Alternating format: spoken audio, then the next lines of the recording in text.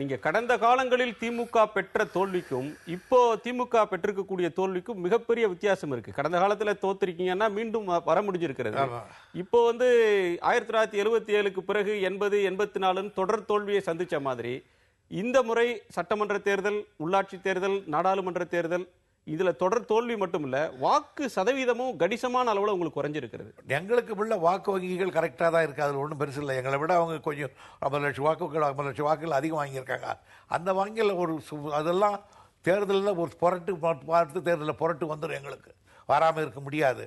அதான் நீங்கள் சொல்கிறீங்களே, ஒரு முறை நாங்கள் தோற்றுருக்கிறோம், அடுத்த முறை நாங்கள் ஜெயிச்சிருக்கிறோம். அந்த நம்பிக்கை இது கூட தான் பணியாற்றணும்.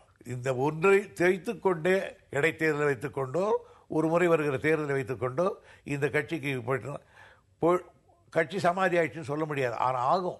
எந்த கட்சி ஆகும்னா தோல்வியை கண்டு பயந்து இனி நமக்கு வாழ்வில்லை என்று எந்த கட்சி உட்காருதோ அந்த கட்சி அழிஞ்சு போயிடும்.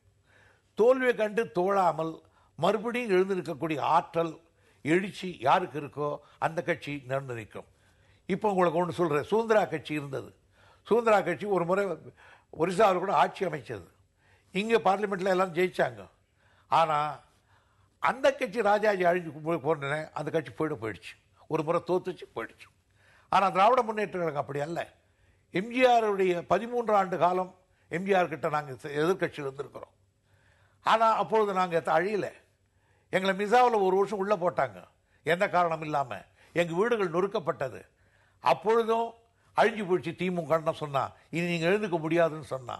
ஆனால் மீண்டும் நாங்கள் பீனிக் பறவை மாதிரி எழுந்து நின்னோம். அதே மாதிரி எங்கள் கட்சியிலிருந்து பல பேர்கள் துரோகம் பண்ணிட்டு போனாங்க. சம்பத்து போனோடனே போயிடுச்சுன்னாங்க, எம்ஜிஆர் போனோடனே இந்த கட்சி ஒழிஞ்சு போயிடுச்சுன்னாங்க, கோபால்சாமி போனோடனே எல்லாம் போயிடுச்சுன்னு சொன்னாங்க. கோபால்சாமி போனப்போ 9 மாவட்ட செயலாளர் போயிட்டாங்க, இனி கட்சி நிற்காது, அது பெரிய பெரிய மாவட்டம்னு சொன்னாங்க. ஆனால் அந்த தடங்களை கூட தாங்குகின்ற தடந்தோள் உடையவன் தான் திராவிட முன்னேற்ற கழக தொண்டன். அவனுக்கு இந்த எதிர்ப்புகள் வருகிற பொழுதுதான் அவனுக்கு வீரிட்டு கிளம்புகிறது வீரம். இல்ல, அப்பெல்லாம் உங்க கட்சிக்கு ஒரு பெரிய கொள்கை அடையாளம் இருந்தது. தமிழர் நலன், தமிழ்நாட்டின் நலன், ஒரு சமூக நீதிக்கான கட்சி, ஒரு முற்போக்கு பார்வையுடைய கட்சி அப்படின்ற அடையாளங்கள் உங்க கட்சிக்கு இருந்தது. இப்போ அந்த அடையாளங்களை திமுக சுமந்து கொண்டிருக்கிறது. அந்த அடையாளங்களுக்கான சின்னமாக இன்றைக்கும் திமுக இருக்குதுன்னு உங்களால் சொல்ல முடியுமா? இன்றைக்கும் இருக்கிறது என்பதற்கு அடையாளம் தான் நேற்று நடந்தது.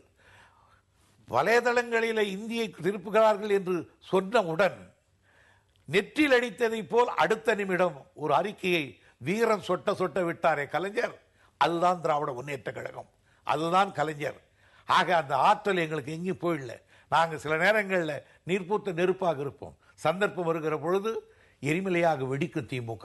ஒன்று வச்சுங்க, திமுக இந்த தோல்வியை கண்டு பயப்படல, அவனுக்கு அந்த தொண்டனுக்கு இவையெல்லாம் சாதாரணம். ஆகையினால திராவிட முன்னேற்ற கழகம் ஒரு சமுதாய நோக்குள்ள ஒரு கட்சி. மொழி, இனம், நாடு இவைகளை தன்னகத்தில் கட்சி. எந்த நிலையிலும் தன் கொள்கையை இழக்காமல் இருக்க வேண்டும் என்று கருதுகிற ஒரு கட்சி. ஆகையினால எந்த ஆபத்து எங்கள் மேல வளாத ஆபத்தா சார்? எத்தனை கமிஷன்கள், எத்தனை இளைஞர்கள், எவ்வளவுகள் ராஜீவ்காந்தி இறந்த பொழுது எங்களுக்கு ஏற்பட்ட எவ்வளவு பெரிய கொடுமையானது. இதே போல் அந்த சாவுக்கு நாங்கள் தான் காரணம் என்று ஒரு அநியாய பழியை தூக்கி போட்டார்களே. இனி திமுக ஒழிந்திருந்தார்களே, ஒழிந்தா போறோம்? இல்லை. ஆனால் இவை தாண்டுகின்ற ஆற்றலை எங்கள் தலைவர் கலைஞர் அந்த தொண்டனுக்கு புகுத்தியிருக்கிறார். 91 வயதிலும் இன்றைக்கு நேற்று அந்த 38 இந்திய போராட்ட களத்திலே எழுந்து நின்றதை போல நேற்று அறிக்கை விட்டிருக்கிறார். அந்த முதலமைச்சராக இருக்கிறவர் விட்டிருக்க வேண்ட அறிக்கையை. ஆனால் கலைஞர் அறிக்கையை பார்த்துதான் இன்றைக்கு முதலமைச்சர் அறிக்கை விட்டிருக்கிறார். இல்ல, ஒரு காலத்தில் திமுக என்பது இப்ப நீங்க பேசின ஹிந்தி எதிர்ப்பு, ஆதிக்க எதிர்ப்பு, சமூக நீதி இது மாதிரியான விஷயங்களுக்கு அறியப்பட்டது. ஆனால் இன்றைக்கு திமுக அறியப்படுவது எல்லாமே ஒரு அட்வர்ஸ் ரீசன்ஸ்க்காக, ஒரு குடும்ப அரசியல், ஊழல், அதிகார மையங்கள். இது எல்லாமே நீங்க 10 ஆண்டு காலம் 15 ஆண்டு காலம் மத்தியில் ஆட்சியில் இருந்த பிறகு திமுக தன்னுடைய அடையாளங்களிலிருந்து மிக அதிக தூரம் விலகி போய்விட்டது. அங்கதான் நீங்க ஊடகங்களுக்கு திமுக மீது இனமறியாத ஒரு காழ்ப்புணர்ச்சி இருக்கு.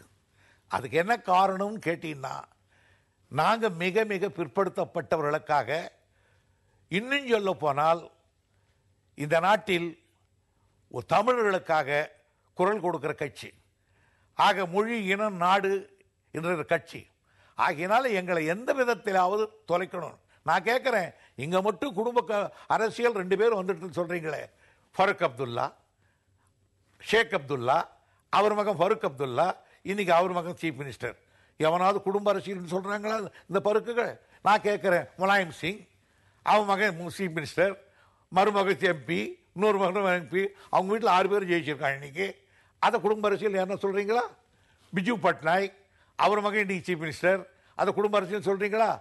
காலமெல்லாம் என்னைக்கு தோட்டம் அன்னைக்கு பண்டித ஜவஹர்லால் நேரு, இந்திரா காந்தி, ராஜீவ் காந்தி, அதுக்கப்புறம் வந்து இப்போ சோனியா காந்தி, அதெல்லாம் குடும்ப கட்சிகள். குடும்ப அரசியல் சொல்றீங்களா? உங்க கட்சி வந்து ஒரு ஜனநாயக கட்சி இல்லையா? அவங்க அப்போ காங்கிரஸ் ஜனநாயக கட்சி இல்லையா? இல்ல, திமுக எத்தனை பேர் ஒரே குடும்பத்திலிருந்து எத்தனை பேர் ஒரு பல அதிகார மையங்களாக இருக்கிற பிரச்சனை தானே கட்சிக்காரங்களே சொல்றாங்க. நான் சொல்றேன், இன்னைக்கு முலாயம் சிங் வீட்டுல எத்தனை பேர் இருக்கா? என்ன சார், லல்லு பிரசாத் வீட்டுல எத்தனை பேர் பொண்டாட்டி சீஃப் மினிஸ்டர் அவர் இல்லையா? இங்க ஒரே ஒரு கலைஞர் ஒரு இயக்கத்தில் 20 வயது முதல் கொண்டு ஒரு தொண்டனாய், அதற்கு பிறகு பேச்சாளனாய், அதற்கு பிறகு கட்சியினுடைய பிரச்சார நடிகனாய், அதற்கு பிறகு இளைஞர் அணியில நீண்ட நெடுங்காலம் இருந்து, அதற்கு பிறகு மாநகராட்சிக்கு வந்து அங்கே மேயராக பதவி பெற்று, அதற்கு பிறகு கொஞ்சம் கொஞ்சமாக எம்எல்ஏவாக 5 ஆண்டு காலம் உட்கார்ந்திருந்து, அதுக்கு பிறகு துணை முதல்வராக இருக்கிற ஒரு ஸ்டாலின் வந்ததை நீங்க குடும்ப அரசியல் சொல்றீங்க. அதே போன்று ஒரு பட்டியல் ஸ்டாலின் அவர்களோடு நின்றிருந்தா வேறு அரசியல்.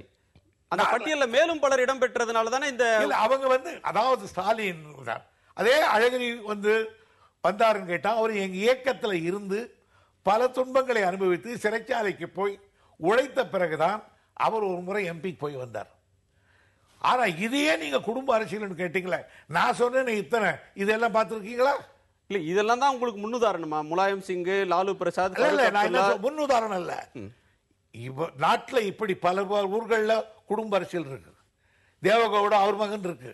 ஆனா ஊடகங்களுக்கு அதையெல்லாம் விட்டுருவாங்க.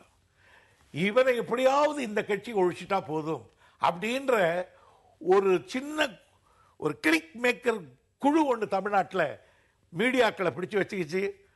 அதனுடைய விளைவு நாங்கள் அதை எதிர்த்துக்கிட்டு இருக்கோம்.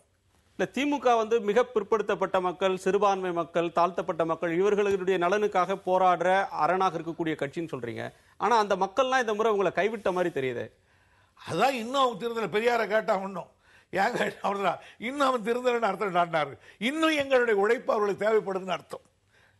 இன்னும் அதாவது இந்த அளவுக்கு செய்தும் அவர்கள் திருந்தலைன்னா அந்த அளவுக்கு இந்த முற்போக்கு ஜாதி அவனை இத்தனை ஆண்டு காலமாக சமுதாயத்தில் அழுத்தி வச்சிருக்கு. ஆக இன்னும் எங்கள் அறிவு, எங்களோட சுயமரியாதை உணர்வு இன்னும் அவனுக்கு தேவைப்படுதுன்னு அர்த்தம். மக்கள் கரண்ட்ல பழகி போயிட்டாங்க. நீ கொடுத்தா கூட அதிக நேரம் அவனுக்கு என்ன 24 hours கரண்ட்டுக்கு சொல்லுவாங்க. நீங்கள் 10 மணிக்கு மேல் போய் போட்டு கேட்கலாம். அது என்ன அர்த்தம்? பணத்தை 10 மணிக்கு மேல் ராத்திரியில் கொடுறான்னு சொல்றாங்க.